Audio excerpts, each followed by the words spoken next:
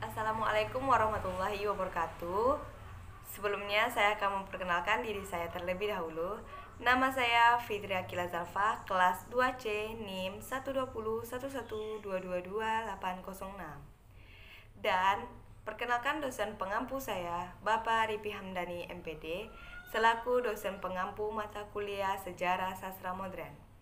Baiklah, di sini saya akan menjelaskan materi yang berkaitan dengan A. Masalah periodisasi dan B. Periodisasi sejarah sastra modern. A. Masalah periodisasi. Ada beberapa macam periodisasi yang pernah dikemukakan orang, yang satu berbeda dengan yang lain. Pangkal perbedaan itu terutama ialah: 1. Tidak adanya kesamaan istilah yang dipergunakan. 2. Tidak adanya kesamaan pengertian terhadap istilah-istilah tersebut. 3. Tidak adanya kesamaan nama yang dipergunakan untuk menyebut suatu angkatan atau suatu periode. 4.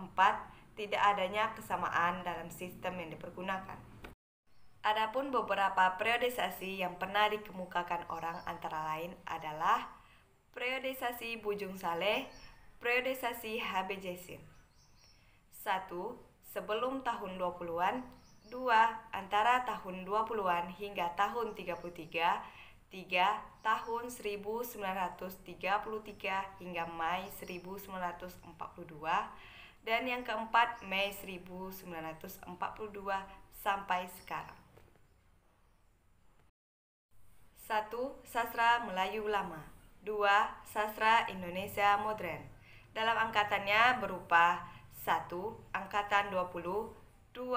Angkatan 33 atau Pujangga Baru, dan 3. Angkatan 45 mulai sejak 1942, dan yang keempat Angkatan 66 mulai kira-kira tahun 1955.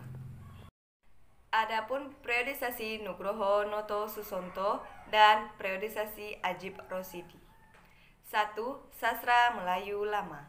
2. Sastra Indonesia Modern. A. Masa Kebangkitan. 1. Periode 20, 2.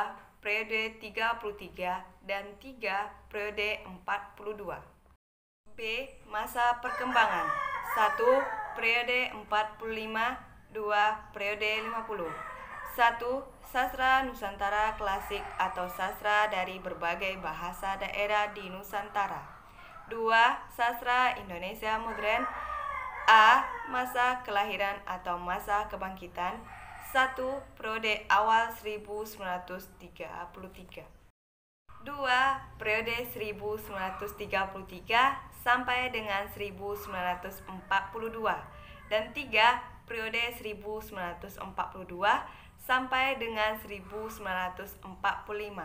Yang B. Masa Perkembangan. 1. Periode 1945 sampai dengan 1953.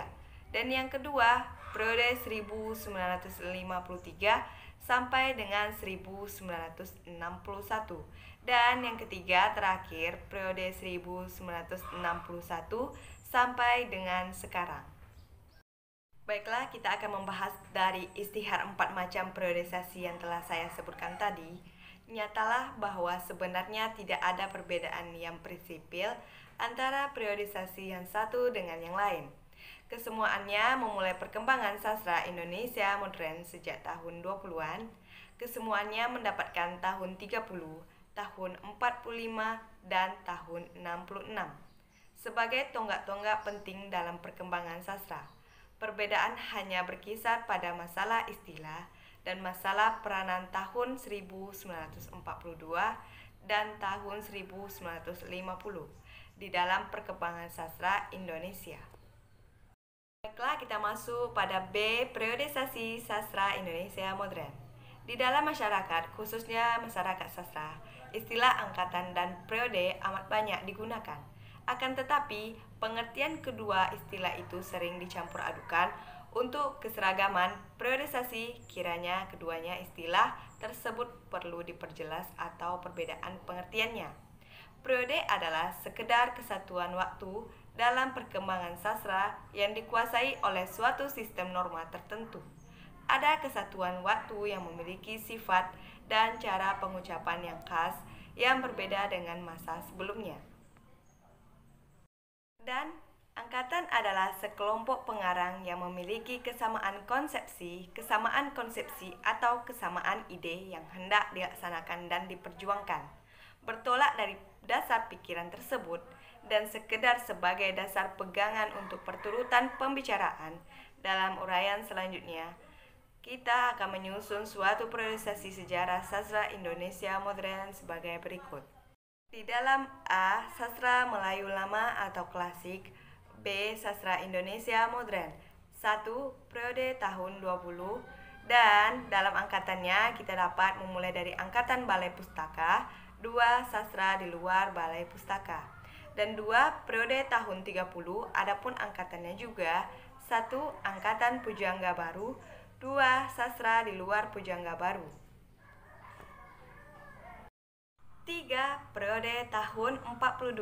Dan yang keempat, periode tahun 45. Adapun angkatannya 1. Angkatan 45. 2. Sastra di luar angkatan 45. Dan yang kelima adalah periode tahun 50. Dan yang keenam adalah periode tahun 66. 1. Angkatan 66. Dan yang ketujuh adalah periode tahun 70. Adapun angkatannya 1. Angkatan 70 atau 80. Dan yang kedelapan adapun periode tahun 2000 dan angkatannya 1. Angkatan 2000. Sebelum sastra Indonesia modern, kita kenal sastra Melayu lama atau klasik. Hal ini terutama kita lihat dalam hubungan bahasa yang jadi media sastra itu. Kongres Bahasa Indonesia I sesudah kemerdekaan pada tahun 1954 di Medan sudah menetapkan bahwa dasar bahasa Indonesia adalah bahasa Melayu yang disesuaikan dengan kebutuhan dan perkembangan zaman. Dengan demikian, sastra yang mempunyai pertautan dengan sastra Indonesia ialah sastra Melayu lama atau klasik. Baiklah, sekian dari video presentasi saya tadi. Jika ada saya salah kata atau kalimat, saya mohon maaf. Saya akhiri dengan wabillahi taufiq wal hidayah. Wassalamualaikum warahmatullahi wabarakatuh. Terima kasih semuanya.